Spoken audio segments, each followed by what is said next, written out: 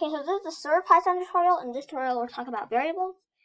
So let's just make a variable. It's very easy.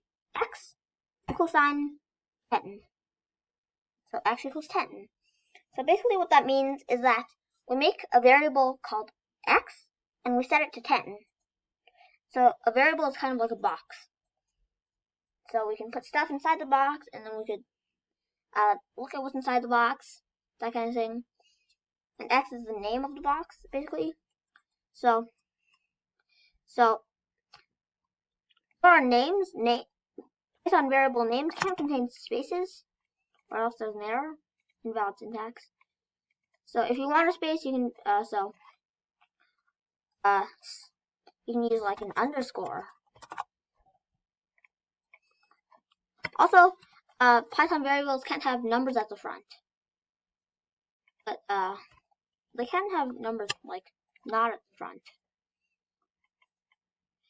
So yeah, that's cool. Let's turn it back to X. We can also, look at what's inside the box by printing it out. So let's print out X, and we get 10. So variables aren't just, we can set variables to something other than numbers too. So like integers. So we can also set it to, numbers with decimal points. Or, strings. Or, like strings. So basically what a string is basically some text. So print again, yeah. Let's now print Y. Cool. We can now print Z. So yeah, see. We can change this. Also, once you declare a variable, once you create a variable, you can now give the variable a new value. So for example, I can set X to 72 now. If I print X, now I get 72. Also, X equals 72.